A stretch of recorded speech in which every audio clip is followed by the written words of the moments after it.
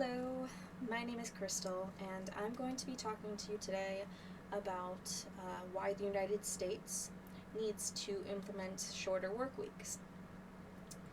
The shorter work week is a term that is used to refer to the modern push for full time employment to be considered either less than 35 hours or to be only 4 days a week. This is not a new concept. It has been implemented in the United States' past before. Back in the 1800s, when there was a lot of advancements in technology, we saw harsher working conditions with employees who were pushing themselves to work as long as possible. In order to combat this, it wasn't until the 1930s when we saw reforms taking place that pushed what was considered the normal 6-day work week down into what is more typically the modern day 5-day work week. In Kyle Lewis's book called Overtime, the working day used to be as long as it took to produce what was necessary. Now, however, in order to live, we basically produce as much as humanly possible. Due to this, we've seen spikes in mass consumerism, mass production, and just overall higher costs of living. So in order to combat these modern day issues, the best implement would be for shorter work weeks to take place. Obviously, there's not just one method of doing that. We have 3 separate models. The first model is referred to as the 4x8 model. This would be working a 4-day work week for 8-hour shifts with a total work week of 32 hours. Obviously, this would be most beneficial for salaried workers who would still get that extra day of time off while not having to worry about a loss of pay because their pay is guaranteed. The other model is called the 4x10 model. This would consist of working 4 days a week for 10-hour shifts, leading to a total work week of 40 hours, like we still do nowadays. With this model, it would be most beneficial for employees who are paid by the hour, as they wouldn't see any cuts in their payroll or paychecks, and they would still be getting that extra day of time off. The last model is a mix between the first two. It's called the reduced model. This would take the typical 40-hour workday and reduce it down to either 30 to 35 hours a week, with shorter work shifts over those same 5 days. So you'd be seeing shifts that were for 6 hours or 7 hours instead of the typical 8. Now, each of these models have their own benefits, not just to employees, but to companies and to outside forces as well. Companies would see an increase in happier employees. Happier employees means less turnover rates. You have less people who want to leave because they're unhappy with either code of conduct or how they're being treated or things along those lines, because they have an employer base who is willing to work with issues like, shorter work weeks. You would also see a better chance at recruitment. With newer generations, you're going to see more and more people who are looking to make sure that their employers have not only, vacation time, but sick time. They're going to be looking to see if there's possibility for remote work, or if in this position some shorter work week would be available.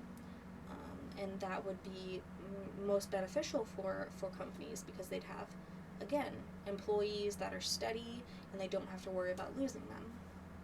Now, the employees themselves, the biggest benefit they would see would be, of course, more leisure time. With the more leisure time, they would have less stress, more time to relax, less, more time to be able to get out of a workplace mindset. And with that less stress, it is incredibly beneficial to health as well. In Yari Beges, the impact of stress on the body, we actually see how stress can impact not just physical, but mental issues as well. Memory and cognitive functions take a huge impact, and gastrointestinal and heart issues are linked to stress as well. Excuse me. We would see happier, healthier employees, and with the more leisure time, there would also be more time for spending those extra days or extra hours with appointments. I actually had to schedule quite a few appointments recently, and it can get very difficult when you work a typical, 9 to 5 job on the weekdays.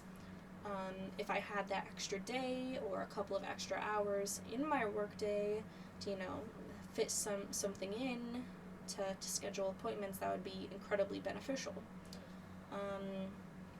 And of course, outside of the workplace, you also have massive boosts to the economy because you have more people, more leisure time, going out and spending money, going shopping, out to eat, or entertainment venues. And the whole point of capitalism is to spend your money, basically, and so it's going to boost our economy. It's also going to be quite beneficial for the environment because we would see less people commuting to work. It's said that the average American spends about an hour and a half going back and forth to work each day. So we would have a massive decrease in CO2 levels in our atmosphere. Now, with any system, there's not just advantages, there are also a couple of disadvantages. One of the most obvious ones would be for workers who are paid by the hour. With 2 of the 3 models that I just explained, workers would be seeing either 8 to 5 hours that are cut from their paychecks. So there would be a massive decrease in pay for those workers. You would also have employees who might have trouble concentrating for those potentially longer shifts if we were to use the 4x10 model, because they would be working longer shifts with less attention, being paid per hour, and it could lead to workplace accidents. We would also see a lot of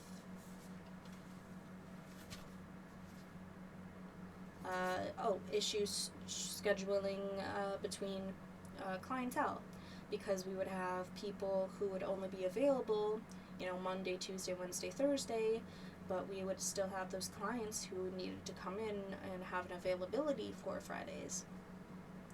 To be honest, these are all easily worked around with, for example, the paid by the hour employees. We could have some kind of tax reform similar to how we had a benefit for COVID. We could have some kind of tax rebate that comes out for people who aren't paid salaries but are paid per hour.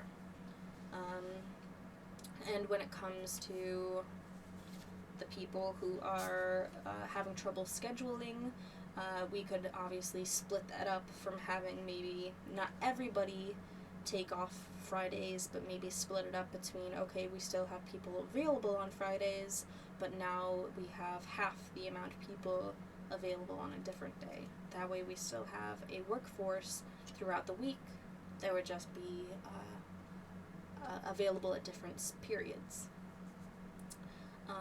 So that's a lot of the reasons why this is such a beneficial thing for the United States and why it should really be implemented. To be honest, in the past 100 years, we've seen massive advances in technology that just blow everything out of the water. And a lot of countries are taking this into consideration. There are over 9 countries who have tried implementing some version of reduced hours. In Jolie's, which countries have embraced the 4-day work week, we have seen in Iceland, from 2015 to 2019, there was a shift that took place. They tried the reduced hours and they liked it. So we should really take a step in their book, and the United States should try something new, and hopefully it will make not just employees' work lives better, but company work lives better as well. Thank you very much. I hope you guys have a nice day.